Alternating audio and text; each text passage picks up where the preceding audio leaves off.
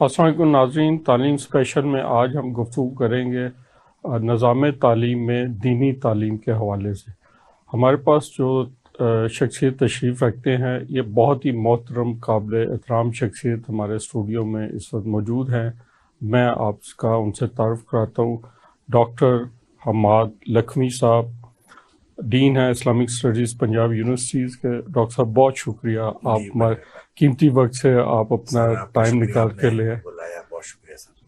Doctor صاحب، ہم جو نصاب تعلیم ہے اور جو یکساں نصاب تعلیم ہے، اس میں دینی نصاب کو بھی شامل کیا گیا ہے اور اس پہ مختلف آراء آ رہی ہیں۔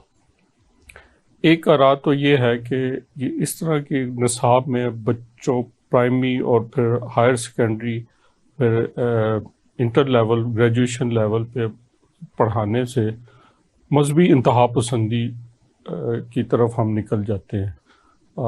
آپ کا کیا خیال ہے؟ یہ جو ایک مخصوص طبقہ فکر کی طرف سے یہ اعتراض ہے۔ بسم اللہ الرحمن الرحیم۔ دیکھیں، انتہا پسندی جو ہے یہ انسانی شخصیت کا عنصر ہے اور یہ ہر جگہ پہ موجود ہوتا ہے۔ جو تعلیم ہے، جو تربیت ہے، یہ اس کو مینج کرتی ہے، اور اگر تعلیم اور خاص طور پہ دینی تعلیم آپ کی انتہا پسندی کو مینج نہیں کر سکتی تو پھر وہ تعلیم ہی کیا ہے، پھر وہ تربیت ہی کیا ہے۔ لہٰذا یہ کہنا کہ مذہبی تعلیم مذہبی انتہا پسندی کو فروغ دیتی ہے، یہ اسی طرح ہے جیسے آپ کہیں کہ باقی سارے معاشرے کے جتنے طبقات ہیں اس کے اندر کوئی انتہا پسندی سرے سے موجود نہیں ہے۔ آپ اس وقت یہ بات کر سکتے ہیں، وگرنہ آپ دیکھیں کہ جب ہم عملی طور پر پاکستان کے اندر، پاکستانی معاشرے کے اندر بالخصوص اور پوری دنیا میں بالعموم دیکھتے ہیں تو صرف مذہبی انتہا پسندی نہیں ہے جس سے معاشروں کے اندر انریسٹ پیدا ہوتی ہے، بلکہ سب سے بڑی جو انتہا پسندی ہے وہ تو سیاسی انتہا پسندی ہے۔ تو کیا خیال ہے کہ سیاست کو بند کر دیا جائے، سیاسی ادارے کو بند کر دیا جائے؟ اس وجہ سے سیاسی انتہا پسندی بھی اپنے عروج پر ہے۔ یہی تو میں کہتا ہوں، جب عروج پر ہے تو اس کا مطلب یہ تو نہیں کہ سیاسی ادارے بند کر دیے جائیں، بند ہی کر دی گئے۔ لہٰذا اگر کہیں وہ تو خیر مخصوص طبقے کے لیے بند کیے گئے، ہر شخص کے لیے نہیں بند ہوا، لیکن بہرحال پاکستان کی جو سیاسی صورتحال ہے اس کے اوپر میں تبصرہ نہیں کرنا چاہتا۔ ایک بات بہرحال ہے کہ ہماری سیاسی جو ماحول ہے، ہمارا سیاسی ماحول، اس کے اندر انتہا پسندی اس قدر زیادہ ہے کہ مذہبی انتہا پسندی تو بہت پیچھے رہ گئی ہے۔ لہٰذا اس کا مطلب یہ ہرگز نہیں ہوتا، کسی بھی چیز کے اندر اگر انتہا پسندی ہوتی ہے تو آپ اس کا مطلب یہ نہیں ہوتا کہ وہ ادارہ بند کر دیا جائے، اس ادارے کو مینج کیا جائے، اس کو اور زیادہ بہتر کیا جائے۔ لہٰذا جب آپ تعلیم دیتے ہیں تو اگر تعلیمی اداروں کے اندر، مثال کے طور پر مغرب کے تعلیمی ادارے ہیں، امریکہ کے تعلیمی ادارے ہیں، یا انگلینڈ کے اور یورپ کے تعلیمی ادارے، ان کے اندر بھی ہمیں انتہا پسندی کے اکا دکا واقعات نظر آتے ہیں، اور وہ جو واقعات نظر آتے ہیں اور وہ بڑے ہی سنگین نوعیت کے وہاں پہ واقعات ہوتے ہیں، تو آپ کا کیا خیال ہے کہ وہ ادارے بند کر دیجیے، وہاں مذہب ہے؟ نہیں، یہ آپ نے بہت ہی دلچسپ نقطے کی طرف اشارہ کیا۔ اگر اسٹڈی کیا جائے وہاں پہ تو شوٹنگ ہوتی ہے، وہاں پہ جو ایسے واقعات ہوئے وہ صرف انتہا پسندی نہیں ہوئی بلکہ شوٹنگ کی گئی ہے، وائلنس، جی گن وائلنس ہوا ہے وہاں پر۔ اور مزے کی بات ہے، جب وہ پکڑے جاتے ہیں اس کا وہ کہتے ہیں کہ اوہو یہ تو ذہنی مریض تھا اس کا۔ ہمارے یہاں ایسا یہ صرف اس کو کور دینے کے لیے ہوتا ہے، اس کو ذہنی مریض قرار دے کے نا، تو اس کو ایک عام سا ہمارے یہاں یہ تو مذہبی جنونی ہے، تشدد پسند ہے، دہشت گرد ہے۔ اس کے لیے یہ سارے ٹائٹلز دینے کے لیے بندے کا ایک تو داڑھی رکھا ہوا ہونا ضروری ہے، اور دوسرا اس کو کسی بھی طور پہ مذہبی تعلیم حاصل کرتا ہوا ہونا ضروری ہے۔ وہاں کے معاشرے میں اگر کوئی ایسا وائلنس کرے گا تو وہ اس کا ذہنی پرابلم ہوگی، اس وجہ سے وہ کرے گا، ادروائز۔ لہٰذا جب تک ہم عادلانہ طور پر معاشرے کا تجزیہ نہیں کریں گے اس وقت تک ہم کوئی بھی نظام، تعلیم کی کیا بات ہے، ہم کسی بھی طبقہ ہے زندگی کو درست مینج نہیں کر سکتے۔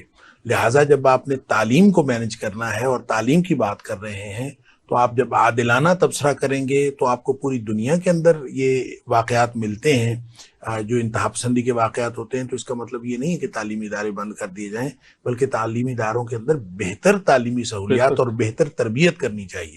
لہٰذا آپ نے تو صرف یکساں نصاب تعلیم کی بات کی، میں اوور آل بات کرتا ہوں کہ پاکستان کے اندر جو کمپوننٹ ہے مذہبی تعلیم کا،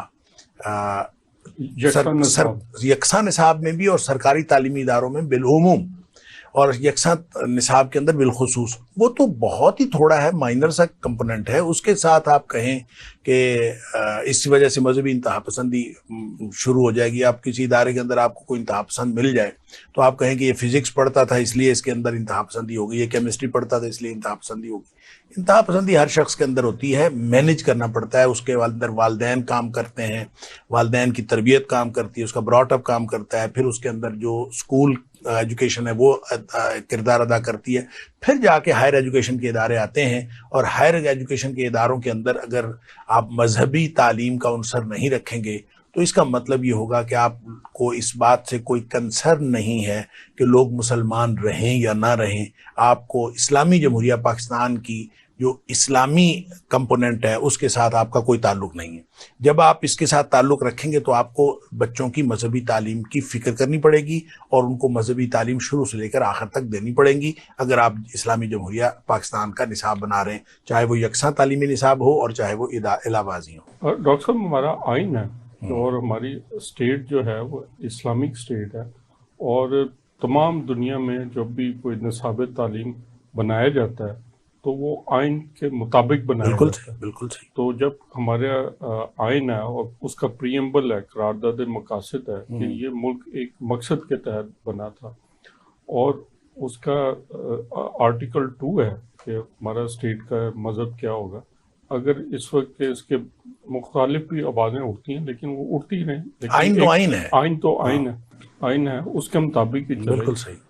اب ہم ایک دوسری طرف بات آتے ہیں، چلے ہم اپنے معاشرے کی طرف آتے ہیں۔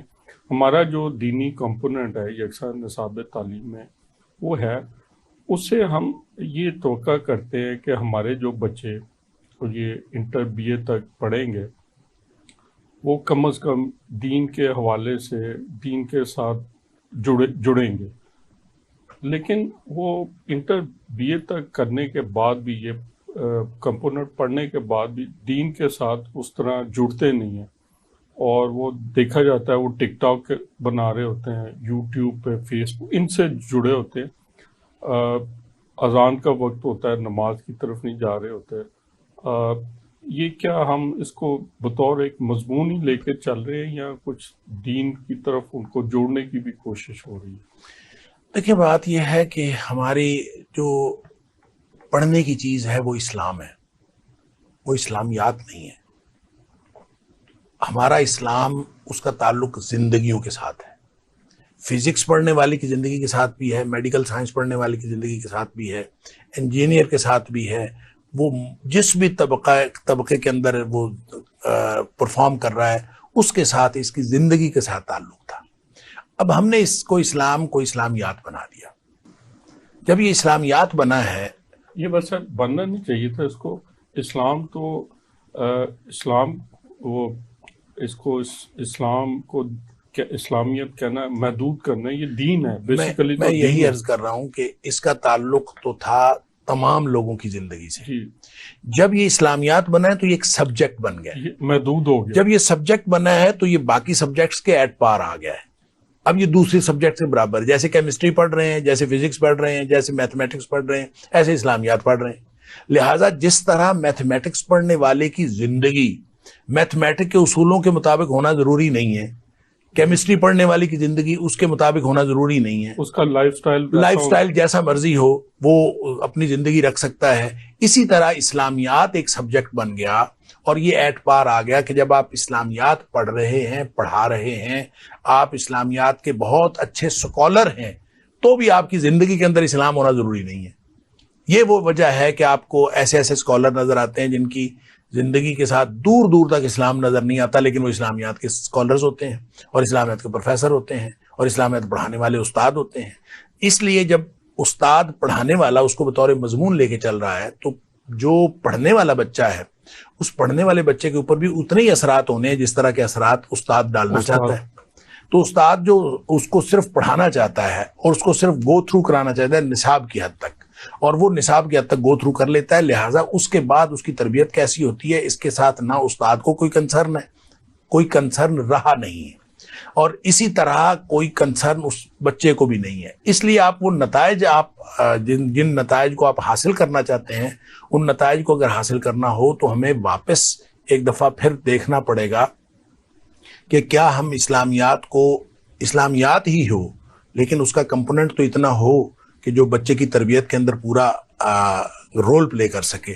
جب ہم اس کو اتنا تھوڑا کمپوننٹ پہلے ہی رکھا ہوا ہے، اور پھر اس کے بعد استاد کی اپنی عدم دلچسپی، اور پھر اس کے بعد باقی سبجیکٹس کے ساتھ اس کا تقابل، اور یہ ساری چیزیں ملا کے ایک ایسا ماحول کریٹ کر دیتے ہیں کہ جیسے وہ اپنے آپ کو پاس آؤٹ ہونا اور نمبر لینا اور گریڈ لینا تو ضروری سمجھتا ہے، اس کے علاوہ وہ کوئی چیز ضروری نہیں سمجھتا. اس کو اپنی عملی زندگی میں اس کا کوئی اثر نہیں ہوتا.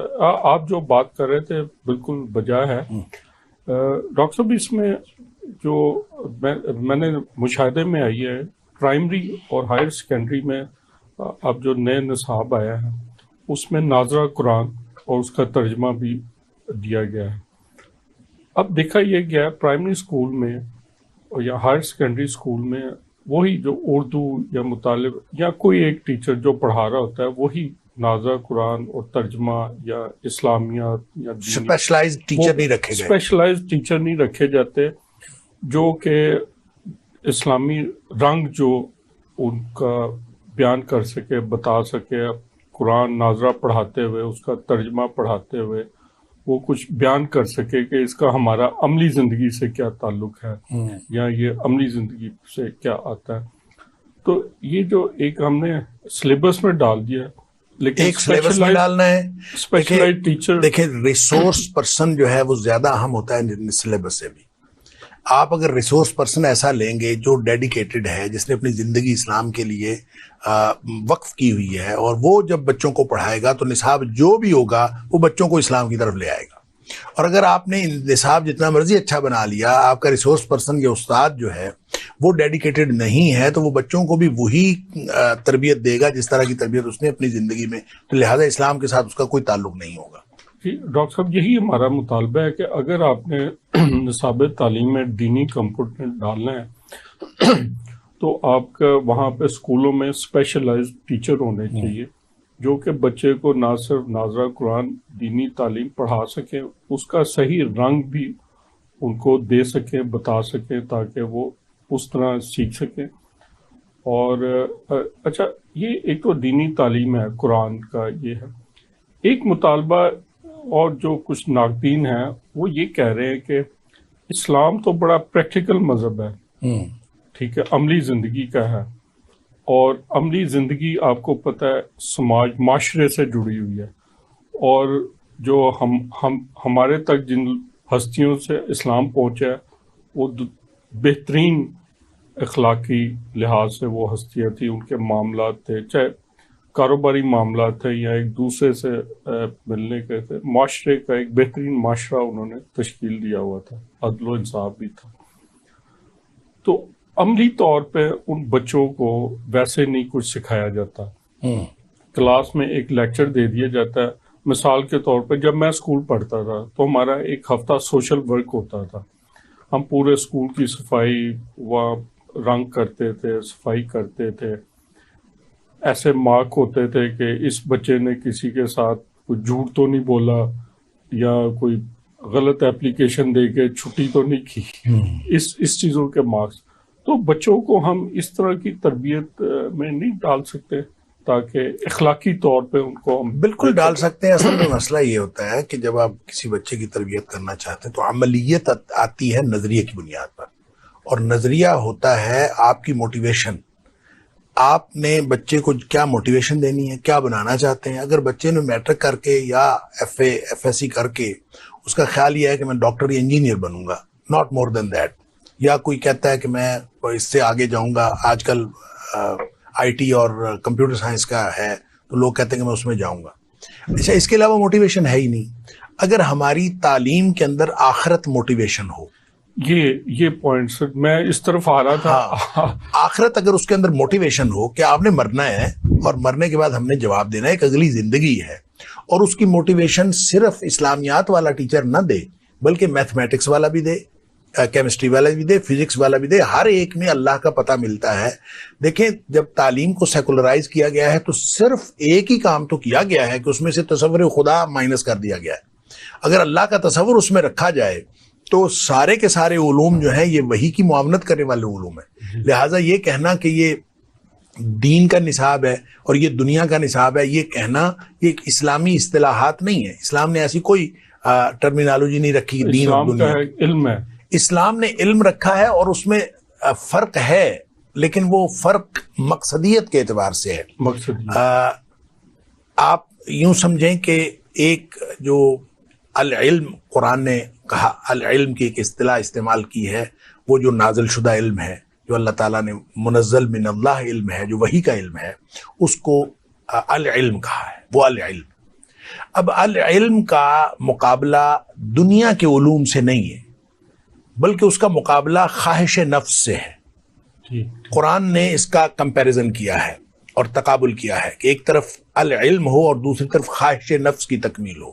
لہٰذا العلم وحی ہے اور وحی کے مقاصد کی تکمیل کے لیے جتنے بھی علوم ہوں گے، دنیاوی علوم کی بات، آپ ان سارے علوم و فنون کو میں نے پہلے عرض کیا کہ ہم اس کو دینی یا دنیاوی علوم نہیں کہہ سکتے. میں یہ کہہ رہا ہوں اس کی مقصدیت اگر مقصد یہ ہے، ایک آدمی انجینئرنگ پڑھ رہا ہے، مقصد اس کا یہ ہے کہ یہ وحی الہی کے مقاصد کی تکمیل کے لیے پڑھ رہا ہے، تو وہ انجینئرنگ پڑھنی اس کی ثواب ہو جائے گی.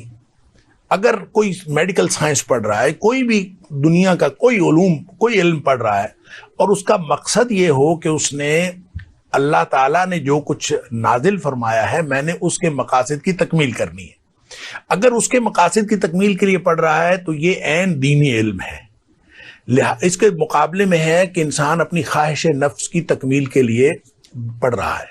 لہٰذا جو شخص خواہش نفس کی تکمیل کے لیے پڑھ رہا ہے اس کو صرف یہ ہے کہ میں بڑا آدمی بن جاؤں، میرے پاس پیسہ آ جائے، میں یہ کر لوں، میں وہ کر لوں. اصل میں ہوتا ہے میں دنیاوی آرام مجھے مل جائے، اور اس کی جسمانی آرام کے لیے جو کچھ انسان خواہش کرتا ہے تو یہ وہ خواہش نفس ہے. قرآن نے تقابل کیا، وَلَئِنِ اتَّبَعْتَ أَهْوَاءَهُمْ بَعْدَ الَّذِي جَاءَكَ مِنَ الْعِلْمِ. اے حبیب صلی اللہ علیہ وسلم، اگر آپ نے ان کی خواہشات کی پیروی کی بعد اس کے کہ آپ کے پاس العلم آ گیا ہے، آپ نے خواہشات کی پیروی کی، مَا لَكَ مِنَ اللَّهِ مِن وَلِيٍّ وَلَا نَصِيرٍ، اللہ تعالیٰ کی طرف سے آپ کا نہ کوئی کارساز ہوگا، نہ کوئی دوست ہوگا، نہ کوئی مددگار ہوگا. ایک جگہ فرمایا اِنَّكَ إِذًا لَّمِنَ الظَّالِمِينَ، تو پھر ظالموں میں سے ہوگا اگر تو نے خواہش نفس کی تکمیل کی اور وحی الہی کی تکمیل نہیں کی، اس کے مقاصد کے. اب مسئلہ یہ ہے کہ دنیا میں دو طرح کے علوم ڈیولپ ہوتے ہیں. ایک وہ علم ہوتا ہے جو انسان کی خواہشات کی تکمیل کے لیے ڈیولپ ہوا، اور ایک وہ علم ہے جو وحی الہی کے مقاصد کی تکمیل کے لیے ڈیولپ ہوا. لہٰذا جو علم آپ پڑھ رہے ہیں جو دنیاوی مقاصد وہ ہوں گے جو خواہش نفس کی تکمیل کے لیے. اگر آپ قرآن پڑھ رہے ہوں، آپ حدیث پڑھ رہے ہوں، آپ کسی مدرسے کی ایجوکیشن حاصل کر رہے ہوں، لیکن آپ کا مقصد خواہش نفس کی تکمیل ہو، تو یہ علم بھی دنیاوی علم ہوگا، یہ دینی علم نہیں ہوگا. اور نبی اکرم صلی اللہ علیہ وسلم نے اس بندے کے لیے وعید بتائی ہے کہ عذاب کی وعید بتائی ہے کہ جو شخص دین کا علم دنیاوی مقاصد کے لیے پڑھتا ہے. لہٰذا مقاصد کی بات ہے، میں نے عرض کیا کہ عملیت آتی ہے مقصد اور نظریے سے، اور اس کے پیچھے موٹیویشن ہوتی ہے. موٹیویشن آپ کیا دے رہے ہیں، اس سے پورا نظام بنتا ہے تعلیم کا، اور تعلیمی نظام سے ہی پورا معاشرہ بنتا ہے. اور یہ جب ہم مغربی معاشرے کی بات کرتے ہیں، آپ انڈسٹریل ریولیوشن کی بات کر لیں. ڈاکٹر صاحب معذرت کے ساتھ میں یہاں روکوں گا. جی ناظرین، ڈاکٹر صاحب کی بہت ہی پر اثر اور فکر انگیز گفتگو ہو رہی تھی، لیکن وقت ہوا ایک بریک کا. دوبارہ گفتگو آغاز کریں گے ایک بریک کے بعد.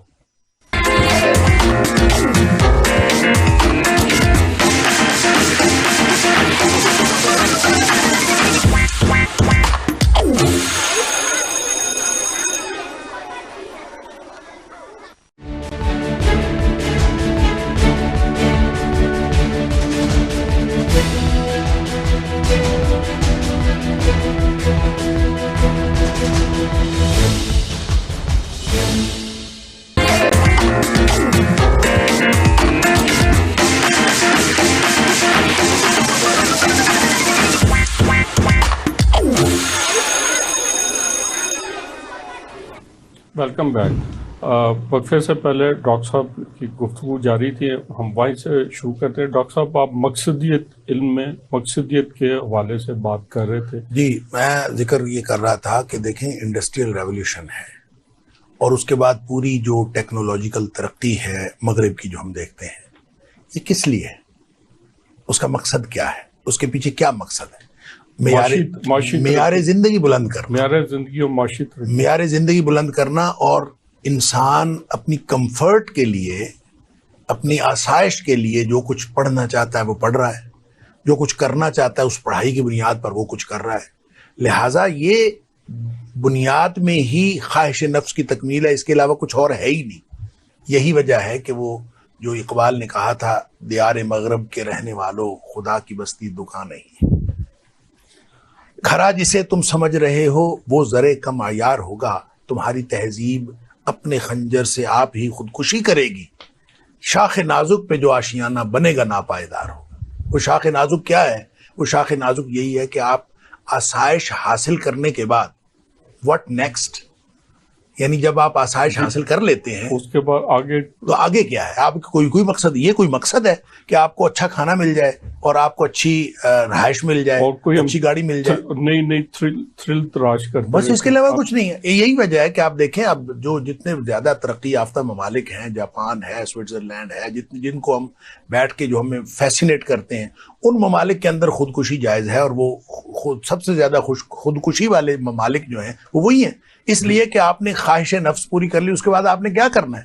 آپ کے پاس اگلا مقصد نہیں ہے. وہ مقصدیت, میں نے عرض کیا, جو مقصدیت نظام تعلیم کے اندر ہونی چاہیے, اگر آپ کی خواہش نفس کی تکمیل وہ مقصد ہوگا تو پھر تو آپ نے پورا کر لیا, اور پورا کرنے کے بعد آپ کی منزل آ گئی اور بس بات ختم. اس کے بعد آپ چاہے خودکشی کر لیں اور چاہے اس کے بعد آپ زندگی بھی گزاریں گے تو ایسے ہی ہے, بالکل بے مقصد زندگی. تو اگر آپ نے زندگی کا مقصد اخروی زندگی کو کامیاب بنانا رکھا ہے تو پھر آپ کا یہ مقصد موت تک پورا نہیں ہوتا. آپ کی دنیاوی زندگی بھی بہترین ہوگی, دنیاوی زندگی بہترین ہوگی اور اگلی بھی زندگی بہترین ہوگی. پھر آپ اس کو, جن کے مقصد کے اندر آخرت شامل نہیں ہے, وہ دنیا میں مقاصد حاصل کرنے کے بعد کیا کریں؟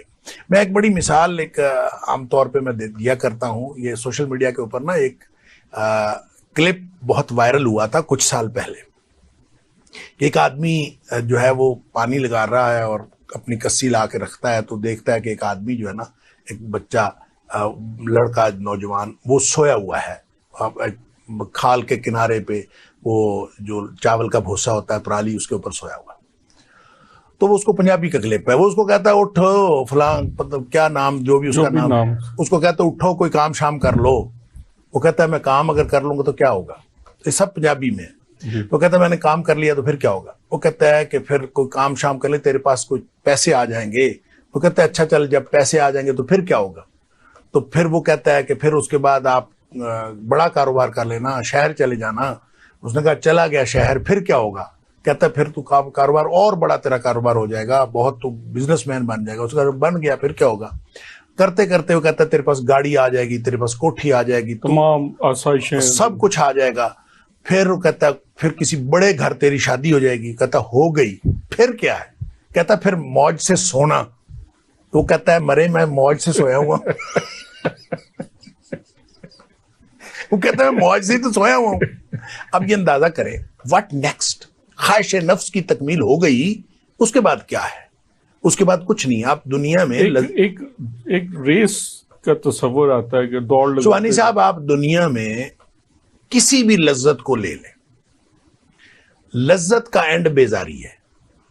جی, جب وہ آپ اس سٹیج پہ پہنچتے ہیں تو وہ بیزاری ہو جاتی ہے. اس کے بعد سمجھتے ہیں کہ بس یہی تھا. آپ کو جب بھوک لگی ہوتی ہے, کھانا سامنے آتا ہے, آپ کو یوں لگتا ہے کہ آپ ساری زمین آسمان کھا جائیں گے. جب بھوک لگی ہوتی ہے, کھانا سامنے آتا ہے, کتنا کھا لیتا ہے بندہ. اچھا, بھوک ختم ہو جاتی ہے, پھر جو چیز مرضی آ جائے پھر اچھا, پھر سامنے کھانا پڑا ہوتا ہے, اس کو دل نہیں کرتا دیکھنے کو. یہ بیزاری ہے. لذت اسی طرح جنسی خواہش ہے, اسی طرح ہر خواہش ہے. تو خواہش نفس کی تکمیل کے لیے پورا نظام تعلیم کھڑا کر دینا اور اپنے پورے یعنی بچوں کا براٹ اپ اس طرح کا بنا دینا کہ آپ کو خواہش نفس کی تکمیل کرنی ہے, بس یہ کرنا ہے, تو اس کا مطلب ہے اس سے بڑا اور اس سے بودا اور اس سے کمزور مقصد کوئی ہو ہی نہیں سکتا. لہٰذا اصل جو آپ نے بات کی کہ عملیت ہونی چاہیے، تو عملیت آتی ہے مقصدیت سے، اور مقصدیت آتی ہے اس موٹیویشن سے جو پڑھانے والا ان کو موٹیویشن دے گا کہ آپ نے بیٹا کیوں پڑھنا ہے، یہ پڑھنے سے آپ کے پاس کیا ہوگا۔ اگر آپ نے ان کو دنیاوی مقاصد کی موٹیویشن دے دی تو دنیاوی مقاصد حاصل کرنے کے بعد پھر وہ خودکشی کا راستہ ڈھونڈیں گے، یا پھر کوئی اور راستہ ڈھونڈیں گے، یا اپنی زندگی کو بیکار سمجھیں گے یا بیزار ہو جائیں گے۔ اگر آپ نے ان کو اخروی زندگی کا اور وہاں کی کامیابی کا موٹیویشن دی ہوگی تو پھر وہ اپنی زندگی کو اپنے مرتے دم تک کارآمد سمجھیں گے اور ہر لمحہ کوشش اور محنت کرتے رہیں گے۔ ڈاکٹر صاحب بہت خوبصورت آپ نے بات کی، وہ آپ کی باتوں سے میں تصور میں چلا گیا ہوں، میں تصور کر رہا ہوں کہ ہمارے سوسائٹی کے، ہمارے ملک کے ڈاکٹر اور یہ مقصدیت کی تعلیم حاصل کر کے اپنی میڈیکل سائنسز جو پڑھتے ہیں وہ ایک بام مقصد آخری زندگی کو بھی سامنے رکھ کے وہ حاصل کریں گے، تو ہمارے ملک میں جو پیشنٹ کے ساتھ اس وقت جو سلوک ہو رہا ہے وہ بالکل تبدیل ہو چکا ہوگا۔ وہ فارماسیوٹیکلز کی پروموشن اور ٹیسٹ لیبارٹریوں کی پروموشن اور مریضوں سے بھاری، جب وہ ایک خوف خدا کو سامنے رکھ کر مریضوں کا علاج کریں گے ہاسپٹل، ایک دم سارا سیٹ اپ چینج ہو جاتا ہے، دیکھیں ہمارا ہیلتھ سسٹم شفٹ ہو جاتا ہے، ہیلتھ سسٹم چینج ہو جائے گا۔ اس طرح ہماری وکلا برادری، بالکل صحیح، جو جس کے پاس چلا جائے ایک وکیل کے پاس اور اس کے بعد پھر ساری زندگی اس کی اگلی نسلیں بھی وہ اس وکیل اور عدالتوں کے چکر لگاتی رہتی ہیں۔ اور اگر جیسی آپ نے ابھی بیان کیا ہے، آپ کے بیان کی روشنی میں اس طرح کی تعلیم حاصل کی جائے اور ہمارے نوجوان اس مقصد اور آپ کے بیان کردہ اہداف کو حاصل کر کے اپنی عملی زندگی کا اہداف کریں، تو ہماری سوسائٹی کو کتنا وہ خوش کر سکیں گے۔ اور آپ کو پتہ ہے کہ ایک کسی انسان کو خوش کرنا، اس کا کام آنا اللہ کے نزدیک کتنا بڑا اجر ہے۔ وہ عوام کی بھی خدمت کریں گے، اجر بھی پائیں گے اور اپنی اگلی زندگی بھی بہتر بنائیں گے۔ کاش یہ اللہ کرے ہو جائے کبھی۔ آپ کی آواز مکہ مدینے اور ہمارے ارباب اختیار بھی آپ کی آواز سنیں اور اس پہ غور کریں۔ ڈاکٹر صاحب ایک اور تھوڑا سا یہ اور کریٹیکل سا موضوع ہے کہ ہمارے یہاں جو دینی تعلیم ہے، یہ ضیاء الحق دور میں تھا کہ اس وقت جو ہماری اسلامیہ تھی وہ دو فرقوں کے حوالے سے دی جاتی تھی۔ اب تو انہوں نے کیا ہے، لیکن کہا جاتا ہے کہ دینی تعلیم بھی ایسی ہونی چاہیے جو فرقہ بندیوں میں ذرا تناؤ اور ان کے جو معاملات ہیں اس میں ذرا کمی لائے۔ آپ اس سے اتفاق کریں گے؟ دیکھو بالکل میں اتفاق کروں گا۔ جہاں تک دینی مدارس کی بات ہے تو مدارس کے اندر موٹیویشن، ہر مسلک اپنی موٹیویشن دیتا ہے، یہ بات ٹھیک ہے۔ اب ظاہر ہے جب ایک مدرسہ جو ہے وہ خاص مسلک سے تعلق رکھتا ہے تو وہ اپنے بچوں کو جو موٹیویشن دے گا وہ اسی مسلک کی ہوگی اور اسی مسلک کے علماء وہاں سے پیدا ہو رہے ہوں گے۔ تو اس طرح سے ہر مسلک کے علماء ہر مسلک کے مدارس سے پیدا ہوتے جا رہے ہیں۔ جب یونیورسٹیوں کے اندر اور ہائر ایجوکیشن کے اداروں کے اندر اسلامیات پڑھانی شروع کی گئی تھی، اور خاص طور میں جو ہمارا پنجاب یونیورسٹی کا ادارہ علوم اسلامیہ ہے، یہ پائنیئر ہے پورے پاکستان کی یونیورسٹیوں میں علوم اسلامیہ کی تعلیم کا، اور 1950 میں یہ ادارہ بنا، اور یہ اس لیے بنایا گیا تھا کہ یہاں پہ جو لوگ پروڈیوس ہوں وہ ایسے افراد ہوں جو کسی مسلک کو نہیں بلکہ اسلام کو پروموٹ کرتے ہوں، دین کو پروموٹ کرتے ہوں۔ لہٰذا ایسے، اور میں یہ سمجھتا ہوں کہ یہ مور اور لیس بہرحال یہ مقصد حاصل کیا گیا ہے اور یونیورسٹیوں کے اندر یہ مقصد حاصل ہوتا ہے، اور مدارس میں بھی اب تو چونکہ ہمارے ڈاکٹر صاحب فرقہ بندیوں میں وہ ظاہر ہے وہ ہوتا ہے، وہ سارا ہوتا ہے، لیکن اس کو ایک اس حد تک لے جانا کہ آپس میں ایک ٹینشن سی پیدا ہو جائے نا، میرا مقصد یہ تھا دیکھیں کہ وہ اختلاف جو ہے مخالفت بن جائے اور پھر معاشرے کے اندر وہ وائلنس بن جائے اور شدت اختیار کر جائے، یہ واقعتاً یہ افسوسناک بات ہے۔ کم از کم اس کو دیکھیں، اس کو ایز آؤٹ کرنے کے لیے مدارس نے بھی بڑا کام کیا ہے، ایسا نہیں ہے کہ انہوں نے کام نہیں کیا ہے۔ جو اتحاد تنظیمات مدارس وفاق المدارس ہے، انہوں نے اس میں 5 وفاق المدارس شامل ہیں، انہوں نے بھی ایک مشترکہ نصاب بنایا ہے یعنی ان کو ہاں جی آپس میں انہوں نے اتفاق کیا ہے. لہٰذا یہ جو کہا جاتا ہے کہ علماء متفق نہیں ہوتے، تو علماء متفق ہوئے تھے سیاسی پلیٹ فارم پہ بھی. جب 22 نکات پیش کیے گئے تھے علماء اس وقت بھی متفق ہوا تھے. سارے علماء مختلف جب قومی نوعیت کے معاملات ہوتے ہیں تو علماء نے متفق ہو کے دکھایا بھی ہے اور اس کے اثرات بھی ہیں. اور پھر اب جب ہم نے یہ دیکھا ماضی میں بھی حال میں بھی، جب علماء واقعی متفق ہوتے ہیں تو اس کے اچھے اثرات نکلتے ہیں. وہ اپنا ایجنڈا جو ہے وہ منوا کے رہتے ہیں. بالکل صحیح. حکومت جو ہے حکومت وقت ان کی بات مانتی ہے، توجہ دیتی ہے. بالکل صحیح. ہاں اب اگر اتفاق نہ ہو پھر اور مسئلہ ہو جاتا ہے، لیکن جب تمام علماء متفق ہوئے تو ان کی بات مانی گئی ہے. دیکھیں میں یہی عرض کرنے لگا تھا کہ مطلب مختلف مدارس نے، مختلف مسالک کے مدارس نے اپنے اپنے وفاق بنائے ہوئے ہیں. تو وفاق ہائے مدارس جو ہیں انہوں نے اتحاد تنظیمات بنا کے تو آپس میں ایک نصاب پر متفق ہوئے، اور یہ میں یہ سمجھتا ہوں بہت بڑا کارنامہ ہے. لیکن اس کے بعد ہمارے گورنمنٹ لیول پہ پتہ نہیں کیا پالیسی بنی کہ انہوں نے ہر مسلک کے اندر ایک ایک نیا وفاق کھڑا کر دیا. چاہیے تو یہ تھا کہ ان کو پروموٹ کیا جاتا، اس کو پروپیگیٹ کیا جاتا، اس کو پروٹیکٹ کیا جاتا کہ آپ لوگوں نے سارے وفاقوں نے مل کے اکٹھے ایک مدرسہ، ایک تعلیم بنا لی ہے، ایک نصاب بنا لیا ہے. تو چاہیے تو یہ تھا کہ ان کو پروموٹ کیا جاتا. تو ہم نے اس کے پیرالل ایک ایک وفاق سب کا کھڑا کر لیا. اس سے یہ فرق پڑا کہ مزید ایک تو ہوتی ہے نا انٹر فیتھ اور انٹر مسلک. اب انٹرا مسلک جو ہے نا وہ ایک رفٹ کریٹ ہو گئی، وہ رفٹ کریٹ ہوگی، اور اس کے اثرات جو ہے نا ظاہر ہے پھر وہ پورے معاشرے کے اوپر اس کے اثرات پڑتے ہیں. اور ظاہر ہے پھر جب اس طرح کے دینی بیک گراؤنڈ یا مسلکی بیک گراؤنڈ سے لوگ جو ہیں ہائر ایجوکیشنز میں آتے ہیں، ہائر ایجوکیشن کے اداروں میں آتے ہیں تعلیم حاصل کرنے کے لیے، تو پھر وہ بیک گراؤنڈ تو ساتھ رہتی ہے نا، وہ ختم تو نہیں ہوتی، وہ بلکہ میٹیریلائز ہوتی ہے. اور ان میں جو اداروں کا یا ہائر ایجوکیشن کے اداروں کا جتنا کردار ہے وہ پھر اپنی اثرات کے اعتبار سے اور اپنی تاثیر کے اعتبار سے بہت کم تر ہو جاتا ہے کہ لوگ پیچھے سے جس مسلک کی مضبوط بیک گراؤنڈ لے کے آئے ہوتے ہیں پھر اسی مسلک کے اوپر رہتے ہیں. اس کے اندر تھوڑا بہت نارملائز تو ہوتے ہیں لیکن مور اور لیس وہ اپنے مسلک کے اوپر قائم رہتے ہیں. تو اگر ہم پورے معاشرے کے اندر اس طرح کے اقدامات کریں، میں مثال کے طور پر میں نے یہ تجویز پہلے بھی دی تھی، اداروں کو بھی دی تھی، اور آپ کے اس پلیٹ فارم سے بھی بات کرتا ہوں، مختلف جگہوں پہ بھی میں نے بات کی ہے کہ مثال کے طور پر ایک national council of Islamic studies بنا لی جائے.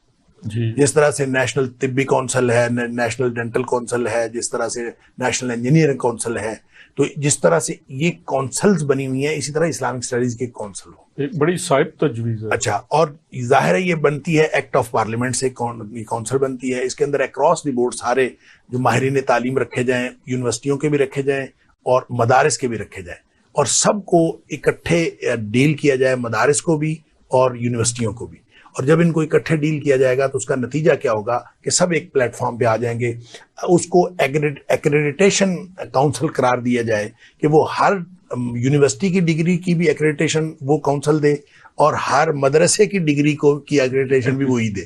اب اس سے پھر یہ سارا مین سٹریم میں آئے گا، کوالٹی آف ایجوکیشن ہوگی. پھر اس کے بعد اگلے مرحلے پہ آپ جو ہے نا خطباء کی ٹریننگ کا اور ائمہ کی ٹریننگ کا بندوبست کر سکتے ہیں، ان کی سرٹیفکیشن کا بندوبست کر سکتے ہیں. تو یہ ایک بہت اچھا نیشنل کوہیژن کا ایک بہت اچھا پروگرام بن سکتا ہے. ڈاکٹر صاحب آپ کی بڑی اچھی تجویز ہے، لیکن یہاں علماء اگر متحد ہوں تو علماء تو متحد ہو جائے گا. یہ دیکھیں national council of Islamic studies جو ہے نا یہ ایکٹ آف پارلیمنٹ سے اگر بنا دی جائے اور مختلف مسالک کے، مختلف یونیورسٹیوں کے، مختلف مدارس کے اکراس دی بورڈ، یعنی کسی کو نہ چھوڑا جائے، سب کو اس میں رکھ دیا جائے، تو پھر جیسے مختلف کونسلز کام کر رہی ہیں یہ بھی کونسل کام کرے گی. ڈاکٹر صاحب آج کل تو 12 ارکان پارلیمنٹ ہو تو بل پاس ہو جاتے ہیں، مسائل ہوتے ہیں. ڈاکٹر صاحب میں دینی تعلیم کے ساتھ ساتھ اسلامی ثقافت اور تربیت جس کی آپ بات کر رہے تھے، یہ بھی اس کو آراستہ کرنا یہ بھی بہت ضروری ہے. میں اس حوالے سے بات کر رہا ہوں کہ ہمارے یہاں انگریزی میڈیم سکولز ہیں، اور ایسے انگریزی میڈیم سکولز بھی کئی سٹیجز کے، ایک تو بڑی کلاس کے جو بڑی بھاری فیسیں ہیں جو اعلیٰ کلاس کے ہیں، ایک میڈیم کلاس کے ہیں، ایک لوور کلاس کے ہیں. جو بڑے بھاری فیسوں والے انگلش میڈیم اسکول ہے وہاں تو کوئی اور طرح کی ثقافت سکھائی جاتی ہے. وہاں اگر آپ یہ دینی کمپوننٹ پڑھا بھی دیتے ہیں لیکن بچے تو وہاں جو سر وہ ڈریس پینٹ سے وہاں جو ثقافت ہوتی جب ہے. آپ نے پروگرام کی ابتدا میں یکساں نصاب تعلیم کی بات کی تھی، سنگل نیشنل کریکلم کی، تو یہ اس کا تعلق صرف اسلامیات کی تعلیم سے نہیں ہے، یہ سارے ہی سبجیکٹس کے ساتھ. اور یہ سنگل نیشنل کریکلم میں سمجھتا ہوں کہ اتنا اچھا آئیڈیا ہے، اور یہ ہم کر نہیں سکے اس کو، بلکہ اب تو میرا خیال ہے شاید اس کو ویسے ہی نل اینڈ وائڈ قرار دے دیا گیا ہے. یہ 3 سٹیجز میں تھا، پہلے پرائمری، پھر ہائر سیکنڈری، پھر کالج. اگر یہ ابھی پروگرام جاری ہے تو بڑا شاندار پروگرام تھا اور اس کو جاری رہنا چاہیے. اور یہ اگر ہم اپنے پورے ملک میں یہ امپلیمنٹ کرنے میں کامیاب ہو جائیں تو یہ جو آپ کلاسز کا فرق کہہ رہے ہیں نا کہ وہ اور طرح کی کلاس پروڈیوس ہوتی ہے، ایک طرح کے جو پرائیویٹ تعلیمی ادارے ہیں اور پھر پبلک سیکٹر کے تعلیمی ادارے، اور طرح کی ثقافت، وہاں اور طرح کی ثقافت ہے، اور طرح کی ثقافت. تو یہ فرق پڑے گا جب آپ ان کو نصاب ایک طرح کا پڑھائیں گے. اور پھر دوسرا کام یہ کرنا پڑے گا کہ جو ریسورس پرسن اور اساتذہ ہیں ان کی بھی ٹریننگ کرنی پڑے گی. اور اگر ہم بالکل قومی مقاصد کا تعین کیا جائے اور قومی مقاصد کا تعین کر کے ان کے تحت ان کی ٹریننگ کا پروگرام بنایا جائے جو ہماری پورے پاکستانی قوم کو ساتھ لے کے چلے. ہمارے مقاصد کیا ہیں، ہماری دنیاوی مقاصد کیا ہیں، ہماری اخروی مقاصد کیا ہیں، ان سارے مقاصد کو، اور ربنا آتنا فی الدنیا حسنہ وفی الآخرۃ حسنۃ وقنا عذاب النار، اس کے تحت ایک پوری پالیسی بنائی جائے. اس پالیسی کے تحت جب ہم اساتذہ کو ٹرین کریں گے تو پھر ہر مدرسے کے اندر اور ہر کالج کے اندر اور ہر پرائیویٹ اکیڈمی کے اندر جب ایک ہی طرح کا نصاب اور ایک طرح کی سوچ کے ساتھ پڑھایا جا رہا ہوگا تو پھر آپ وہ مقاصد حاصل کر سکتے ہیں نیشنل لیول. ڈاکٹر صاحب، ہمارے پروگرام کا وقت ختم ہو رہا ہے. میں آپ کی موجودگی کا فائدہ اٹھاتے ہوئے، بچوں کی تربیت اسکول میں تو پڑھانا ہوتا ہے، تربیت بھی کرنی ہوتی ہے، لیکن اچھی تربیت گھروں میں بھی ہوتی ہے، پیرنٹس کی بھی اتنی. اصل تو پیرنٹس کی ہے، بنیاد تو پیرنٹس ہیں. ڈاکٹر صاحب کوئی پیرنٹس کے حوالے سے بھی آپ کچھ فرمائیے. دیکھیں جی، دینی تعلیم جو ہے نا، ایک بنیادی دینی تعلیم ہے جو فرض ہے، اور ہر شخص پر فرض ہے، اور ہر والدین پر فرض ہے کہ اپنے بچوں کو دیں. اور اس کا سوال ہوگا، اور وہ بالکل آخرت میں سوال ہوگا. اتنی دینی تعلیم جو ایک مسلم کو بطور مسلم زندگی گزارنے کے لیے ضروری ہے، اور وہ اس کا کم از کم نصاب کیا ہو سکتا ہے؟ اس کا کم از کم نصاب یہ ہو سکتا ہے کہ اس کو قرآن پڑھا دیا جائے، قرآن وہ سوچ سمجھ کے پڑھنے والا بن جائے، اور ایک کوئی حدیث کا مجموعہ جس کے اندر جملہ مسائل زندگی کے آ جائیں وہ اس کو پڑھا دیا. مثال کے طور پر مشکات شریف ہے یا بلوغ المرام ہے، یا کوئی مجموعہ جو حدیث کے مجموعے لوگوں نے اکٹھے کیے ہوئے محدثین نے، جس کے اندر طہارت پاکیزگی سے لے کر اور آخرت تک کے اور قلبی طہارت تک کے سارے مسائل موجود. تو یہ آپ اگر 2 کتابیں بچے کو پڑھا دیں، قرآن پڑھا دیں، ایک وہ پڑھا دیں، اور یہ اتنی تعلیم جو ہے یہ ضروری اور فرض ہے. یہ جو دین کے اندر ہائر ایجوکیشن حاصل کرنا یا مدرسے کے اندر اسپیشلائزڈ ایجوکیشن حاصل کرنا، یہ فرض نہیں ہے. فرض صرف اتنا ہے کہ ہر بچے کو اتنا پتا ہو کہ اس کو زندگی کے جملہ مسائل میں، بچہ پیدا ہوتا ہے، پیدائش سے لے کر وفات تک کے جتنے مسائل اس کو عملی طور پر پیش آتے ہیں وہ پریکٹیکلی پرفارم کر سکے. ایک بچہ اپنے والد کا جنازہ پڑھا سکے، ایک بچہ جو ہے وہ جمعے کا بھی لیڈ کر سکے، نماز کو لیڈ کر سکے عملی طور پر.